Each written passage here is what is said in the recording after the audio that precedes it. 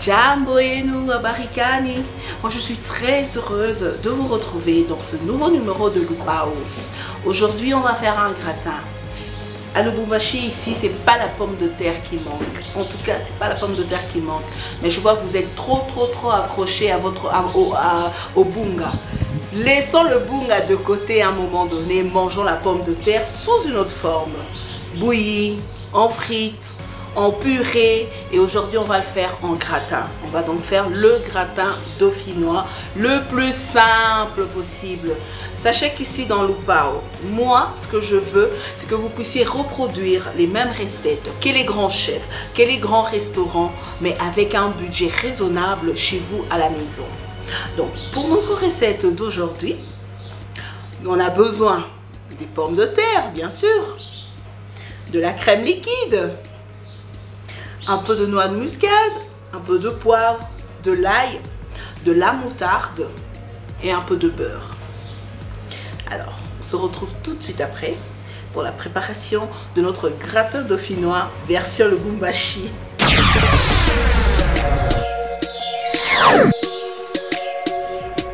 Alors, notre gratin dauphinois, il est très simple. Celui qu'on fera aujourd'hui en tout cas, c'est une méthode simple que je vais vous proposer. Parce qu'il y a des variantes. Il y a d'autres, vous pouvez d'abord bouillir les pommes de terre dans du lait liquide. Vous mettez de la noix de muscade, le poivre, du sel dans le lait et vous faites chauffer d'abord la pomme de terre à l'intérieur. Tout comme vous pouvez directement les couper crues et mettre au four. Vous connaissez tous comment on fait les pommes de terre. Alors, soit au couteau, épluché soit au couteau, soit avec l'économe. C'est plus pratique avec l'économe. Vous voyez, ça va vite. Alors, pour que ça aille dans le four, dans le micro-ondes, il y a des plats qui n'entrent pas dans le micro-ondes. Ne jamais mettre une assiette en aluminium ou quelque chose en alu dans le micro-ondes, sinon ça va exploser. Vous allez exploser la maison. Donc il y a des plats spécialement, il y a des bols spécialement qui partent dans le four. Quand vous achetez vos bols, vos boîtes en plastique, il faut toujours regarder derrière. Donc il y a plusieurs signes ici, mais moi je vous montre juste le signe dont vous avez besoin pour savoir que ça va dans le micro-ondes. C'est celui-là, ce signe-ci. Quand vous voyez ce signe ici derrière un bol en plastique, ça veut dire que ce bol peut aller au micro-ondes. S'il n'y a pas ce bol, vous pouvez oser comme vous voulez, ça va peut-être pas brûler, mais c'est du plastique qui va peut-être dégager quelque chose. Aujourd'hui, on parle trop de cancer, les gens souffrent de cancer. C'est souvent aussi les choses qu'on utilise en cuisine, c'est qu'on mange, il y a tout ça. Donc voilà le signe que vous devez voir. Alors moi, j'ai un truc vraiment spécial, c'est pour préparer à l'étuvée dans le micro-ondes. Je peux mettre mes légumes, je peux tout mettre dedans, je mets au micro-ondes et ça, je prépare au lieu de mettre la plaque. Donc moi je vais mettre mes pommes de terre à l'intérieur. On va les couper. On va couper nos pommes de terre en rondelles.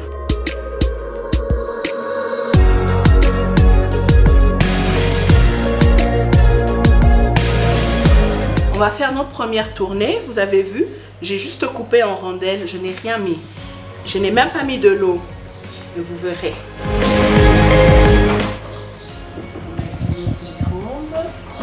Voilà. Là, j'ai mis puissance maximale. Je mets à 3 minutes. On va laisser cuire. Alors, autre astuce pour l'utilisation du micro-ondes. Parce que dans Lupao, il faut savoir qu'on n'est pas là que pour vous montrer des recettes, comment cuisiner ou comment varier un peu l'alimentation de tous les jours, mais aussi les à côté dans la cuisine. Les appareils les électroménagers, les gadgets en cuisine, les ustensiles, tout ce qu'il faut pas. Quand j'ai pas de courant, au cas où j'ai pas d'électricité, comment préparer dans mon macala pour ne pas brûler.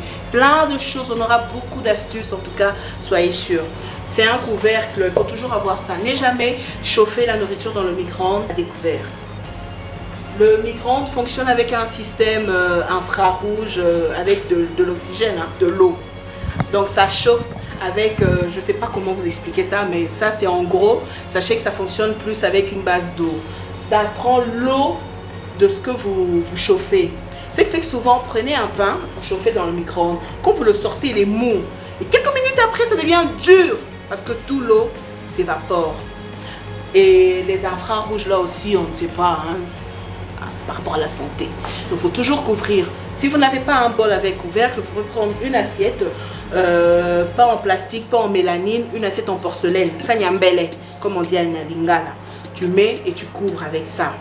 Et ça permet à ce que, voilà, c'est vraiment fait pour éviter que les rayons là, qui permettent de chauffer la nourriture dans le micro-ondes, ne soient pas en contact direct avec la nourriture. Vous y penserez? C'est chaud, c'est chaud, c'est chaud.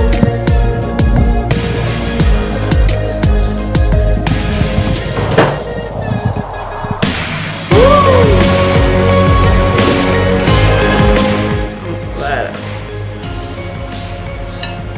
Ouais, c'est prêt. Parce que c'est encore un peu dur. Notre second tour est prêt. Ouh.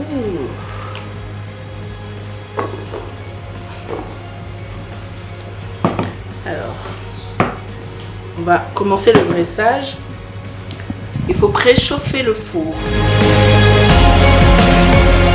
Pendant que notre four est en train de chauffer, alors il y a soit mettre, moi ce que je vais faire c'est mélanger en une fois, mais si vous savez que vous avez une doigté vraiment, vous allez le faire correctement, délicatement, vous pouvez mélanger le sel, et la noix de muscade et le poivre dans le bol. Sinon si vous ne pouvez pas, c'est mettre une première couche, vous verrez comment je vais étaler, et mettre l'ail, qu'est-ce que je raconte, mettre le poivre, le sel, vous mettez une deuxième couche, vous mettez le poivre, le sel, mais moi souvent je trouve que ça ne s'imprègne pas très bien. Donc je le fais délicatement dans un bol, après je vais les dresser. Alors pour notre dressage, besoin d'un pinceau. N'allez pas acheter les pinceaux des peintres, hein. Il y a des pinceaux spécialement pour la cuisine, la pâtisserie. Donc voilà, je vais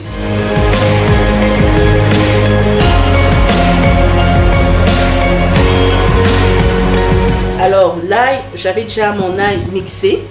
Ça c'est juste pour vous présenter. Il faut mettre l'ail dans le fond du plat. Moi je préfère mettre, j'adore l'ail. Et prochainement je vous parlerai de valeurs nutritives de l'ail. Moi j'adore l'ail, je ne peux pas manquer. Dans toutes mes recettes je mets toujours l'ail. Mais si vous êtes sensible, il y en a qui n'aiment pas l'ail, et bien n'en mettez pas. Vous mettez votre beurre et c'est tout. Il y a d'autres qui coupent l'ail en deux et qui grattent le fond du plat avec l'ail. Moi comme j'aime l'ail, je le mets comme ça dans le fond.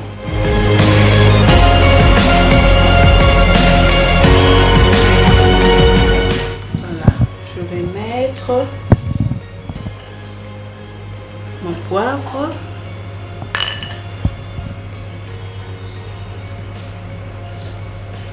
j'ai utilisé du noir pour que ça pique un peu, comme j'ai la moutarde à mettre, comme ça va bien rehausser le côté piquant.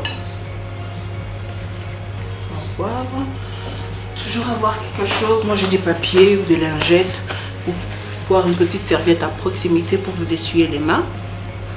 On va mettre du sel.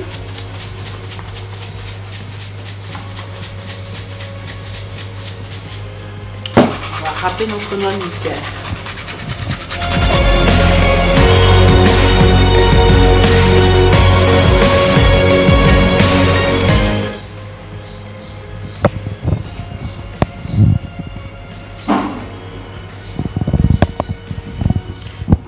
Alors, pendant que je suis en train de mélanger mes pommes de terre, je vous propose de suivre notre quiz culinaire et on se retrouve tout de suite après pour mettre notre plat dans le four.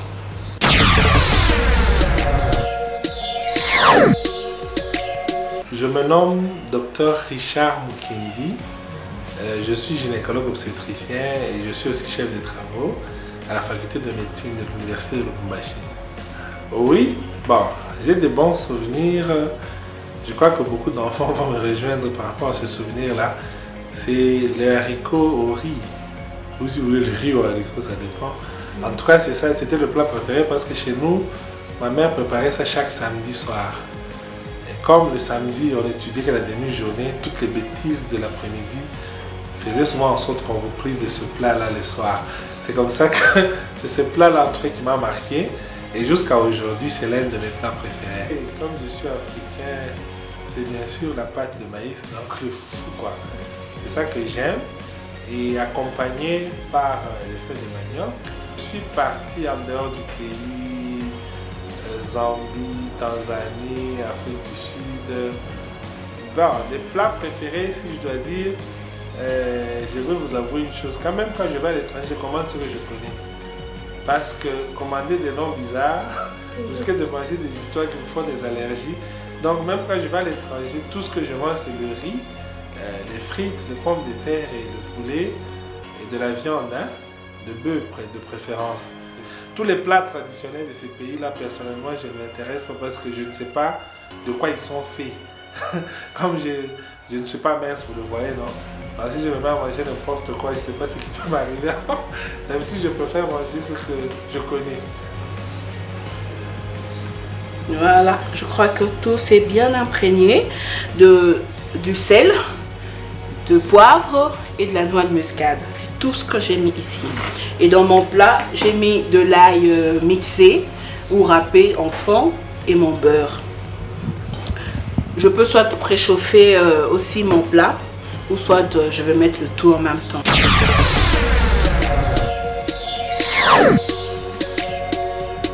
Alors pour le mélange de notre crème, vous aurez besoin soit d'un bol ou d'un doseur. J'ai pris un petit doseur. Alors ça c'est de la crème liquide, la crème culinaire. Donc vous trouvez ça en supermarché. Ça c'est du light, j'ai pris du light. Elle n'est pas trop épaisse, c'est pas vraiment gras. Vous voyez, parce que c'est fluide, hein, ça coule.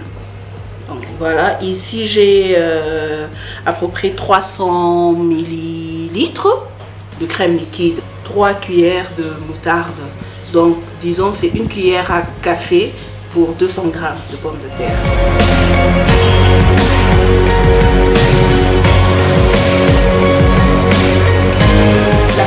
C'est un art. On peut aller à l'école, on peut aussi apprendre sur le tas. Donc, c'est vrai, on respecte nos chefs. Hein. Ils ont fait des écoles, ils ont des étoiles. Mais quand on aime manger, il faut savoir aussi préparer. On va commencer notre dressage.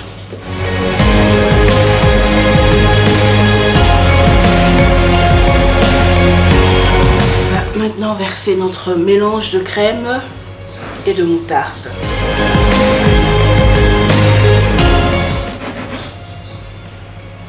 Ouais. Il y a de la crème.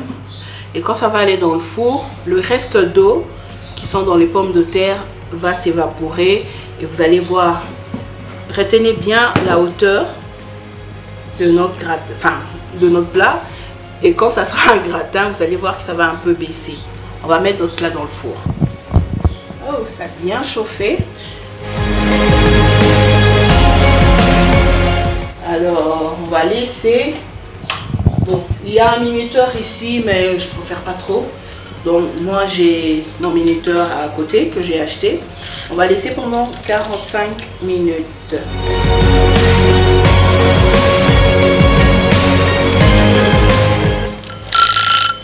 Voilà, notre petite sonnette vient de nous prévenir que les 45 minutes se sont écoulées. Je vais faire ça. Donc, comme vous pouvez voir, ça fait une croûte. Le rouge là, ça a bien gratiné. Et vous allez remarquer qu'il n'y a plus de crème. Donc, c'est grâce à la crème que on avait pré-cuit dans le micro-ondes. Et dans le four avec la crème, ça cuit. Donc voilà, notre recette est vraiment prête. Vous pouvez accompagner ça avec, comme je vous ai dit, une petite salade de tomates fraîches, de concombre, quelque chose de frais. Concombre ou encore tomates. Et à côté, soit un poulet grillé ou un T-bone, comme vous voulez. Donc voilà. bonne chance, hein. On se retrouve au prochain numéro de Lupao pour des nouvelles saveurs, pour des nouvelles délices, pour des nouveaux horizons. On se retrouve donc toujours sur Malaika TV. Bon appétit!